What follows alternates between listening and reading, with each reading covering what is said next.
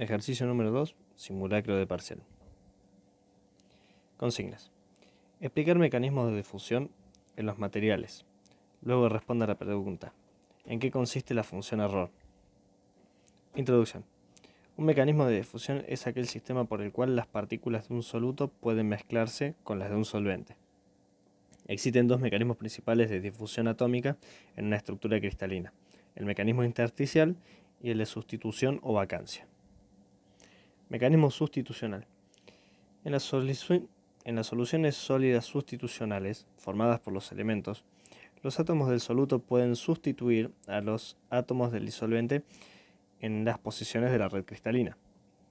La estructura cristalina del elemento mayoritario o disolvente permanece inalterada, pero la red puede distorsionarse por la presencia de los átomos del soluto, particularmente si existe una diferencia importante entre los diámetros atómicos de los átomos de soluto y solvente.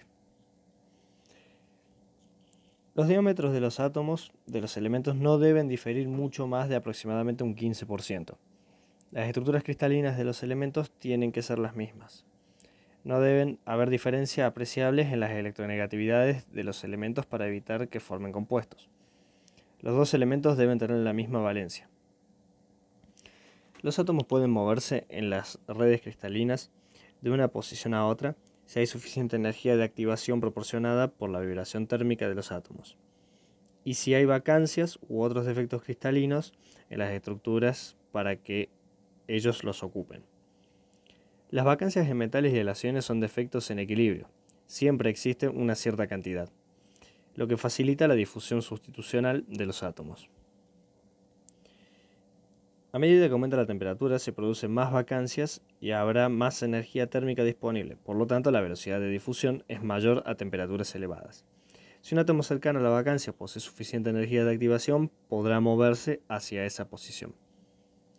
Como vemos en esta imagen, la vacancia del átomo azul puede moverse, si su energía de activación es suficiente, hacia el lugar siguiente, dejando a su vez atrás de sí una vacancia. Mecanismo intersticial. En las soluciones sólidas intersticiales, los átomos de soluto se sitúan en los espacios que hay entre los átomos de disolvente o átomos de la celda. Estos espacios huecos se denominan intersticios. Se pueden formar soluciones sólidas intersticiales cuando un átomo es mucho mayor que otro.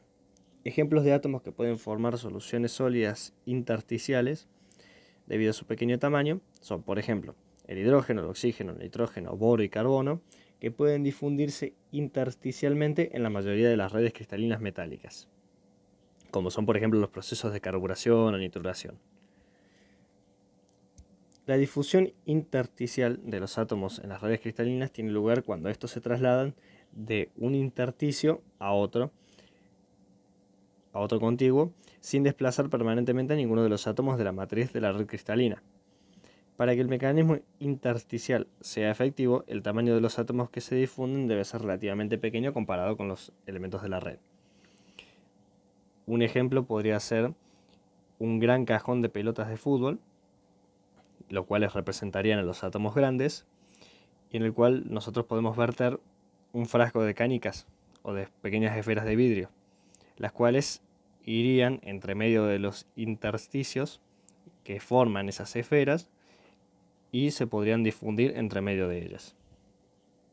La función error. En la mayoría de los casos la difusión no es estacionaria, ya que la concentración de los átomos de soluto en cualquier punto del material cambia con el tiempo, a diferencia de la solución estacionaria en que las concentraciones se mantienen constantes además a lo largo del tiempo.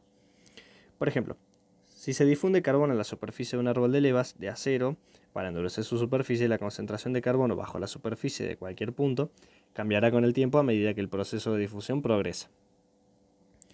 Para casos de difusión en estado no estacionario, en el cual la difusividad es independiente del tiempo, se aplica la segunda ley de Fick. La función error es una función matemática que existe por definición acordada y se usa en algunas soluciones de la segunda ley de Fick. Puede hallársela en tablas con valores estándar.